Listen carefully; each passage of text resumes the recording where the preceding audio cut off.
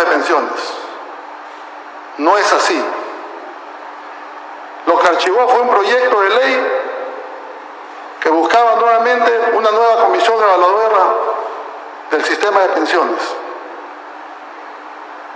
Luego se ha difundido que este Congreso no quiere presentar declaraciones juradas de interés. No es así.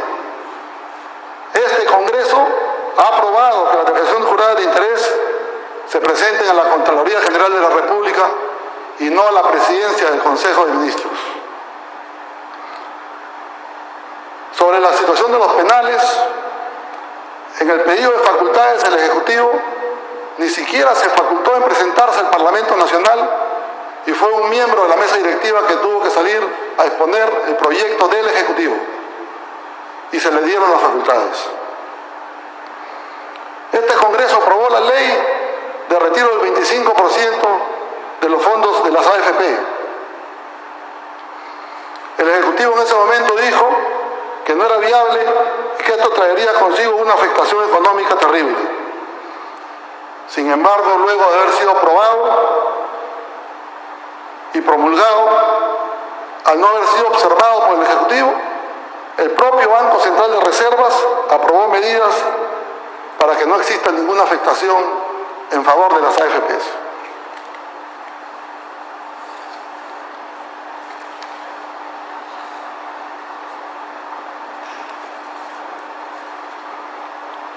Quiero ser puntual y creo que es necesario que el pueblo sepa. El gabinete de Ceballos no cuenta con el voto de confianza que ha sido otorgado por este Parlamento, ni por el Parlamento anterior. No es exacto lo que dice el Premier respecto a que este es un gabinete que ya cuenta con la confianza. Y creo que todos tenemos que recordar lo que pasó el año pasado en el Parlamento Nacional. Y fue el gabinete del Solar el que no recibió la confianza y luego asumió el señor Ceballos, presidente del Consejo de Ministros, y nunca tuvo la confianza del Parlamento. El artículo 130 establece que el gabinete debe recibir el voto de confianza del Parlamento. El artículo 135 establece que el Ejecutivo debe exponer ante el Congreso sobre sus actos durante el interregno parlamentario. Y justamente en este marco, el día 28 de abril, el presidente del Consejo de Ministros se presenta ante el presidente del Congreso y deja un documento para presentarse posterior al 14 de mayo. Naturalmente, se amplió el estado de emergencia y es en ese sentido que, tomando en consideración que el estado de emergencia está por culminar, este Parlamento, el día de hoy, envía un documento al señor Ceballos para solicitarle que escoja las fechas entre el 26 y 28 de mayo para que se pueda presentar terminando el estado de emergencia, que se pueda presentar al Parlamento de manera presencial, no con los 130 parlamentarios, sino con la mesa directiva y con la Junta de Portavoces, para tener un pleno virtual como lo hemos venido realizando en estas últimas 2 semanas que hemos tenido 4 plenos virtuales. Y me llama poderosamente la atención porque el día de hoy yo, desde las 8:40 de la mañana, 3 llamadas telefónicas para poder coordinar antes de enviar la carta y no recibimos respuesta alguna. No se puede de ninguna manera pretender sorprender al pueblo peruano en la crisis de la pandemia en que vivimos. Y menos creo que podemos consentir los peruanos que queremos pasar esta pandemia, que lo estén haciendo cometer error tras error tras error al presidente de la República. Y que se pretenda entrar en un proceso de confrontación como sucedió en el pasado. Este es un Congreso diferente. Nosotros no queremos que se repita lo del pasado porque creo que hoy tenemos que unir esfuerzos. Hoy tenemos que trabajar de la mano. Somos conscientes los peruanos que el gobierno del señor Vizcarra Vizcarra está fracasando en esta pandemia. Quizás por la propia naturaleza que vive el Perú, las diferencias que tenemos a lo largo y ancho de toda nuestra nación, pero está haciendo grandes esfuerzos, reconocemos los grandes esfuerzos, pero también tenemos que sumarnos conjuntamente con nuestros 130 parlamentarios en poder colaborar, pero no para ir en confrontaciones vanas, confrontaciones que lo que hacen es quitarnos oportunidad de tener una tranquilidad que es la que todos queremos. Y yo quiero culminar en esta tarde, primero agradeciendo a los medios de comunicación que han venido a compartir esta conferencia de prensa, y en segundo lugar porque tenemos que reafirmar desde el Parlamento Nacional toda nuestra disposición de poder apoyar al gobierno, pero con verdades al frente, ni con menos verdades y menos con mentiras.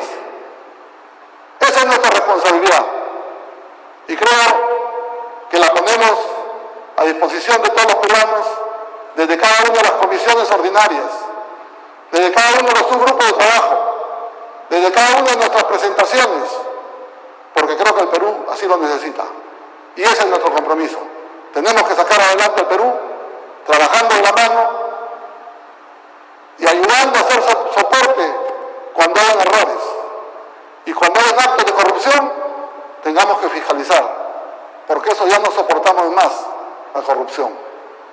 En ese sentido, señores periodistas, reafirmo el compromiso de parte del Congreso de la República como presidente del Congreso, que esta institución es solidaria con todos los peruanos y está al servicio de todos los ciudadanos del Perú y fundamentalmente en unidad con todos los poderes del Estado. Muchas gracias. Señor presidente, hay algunas preguntas de los medios de comunicación. La primera pregunta la hace la periodista Karina Reina Farge de ATV.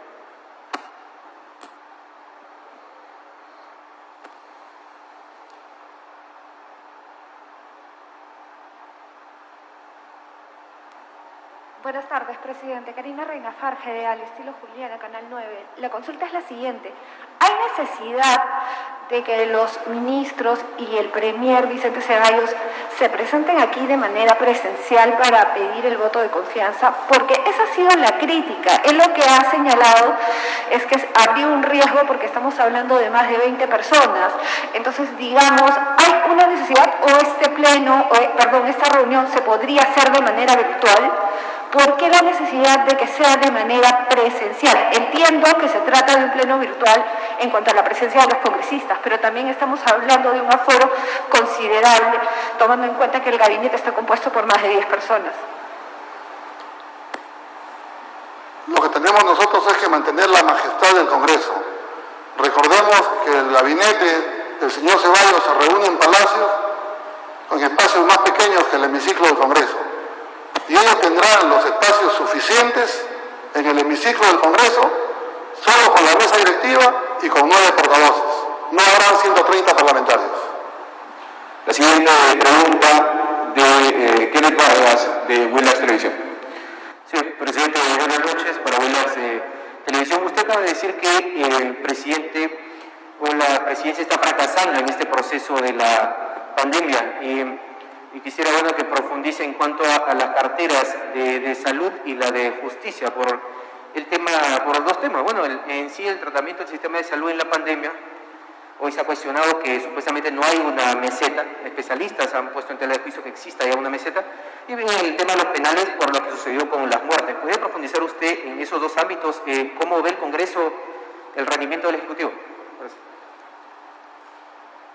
En el tema de los penales, desde que el presidente del Consejo de Ministros pidió facultades, lo primero que debió haber hecho es haberse presentado a la solicitud de facultades para que hubiesen enmarcado las necesidades en los problemas de los penales, que no han sido cosas de último minuto, sino son temas que ya se han venido tratando hace más de 40 días de esta pandemia. En consecuencia, la responsabilidad en los penales está estrictamente en el Ejecutivo. Y el Congreso, la respuesta que ha dado es negativa a la libertad de presos en los penales, en primer lugar. En segundo lugar, en el tema de la pandemia, naturalmente que hay una gran preocupación de parte del Parlamento.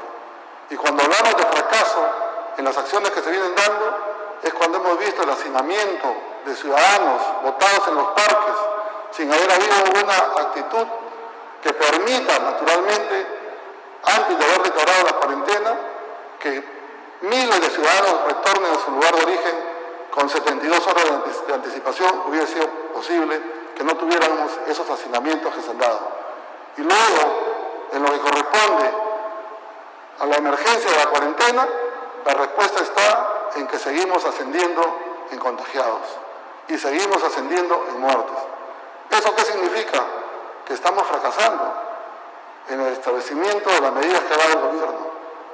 Pero sin embargo nosotros, como lo vuelvo a repetir, nos sumamos a ayudar y a colaborar para buscar instrumentos que permitan recuperar esa intranquilidad y esa zozobra que vivimos todos los peruanos, porque esto sigue aumentando y seguimos teniendo bajas a nivel nacional. Muy bien, señor presidente, muchas gracias. Señores periodistas, la conferencia ha concluido. Muchas gracias.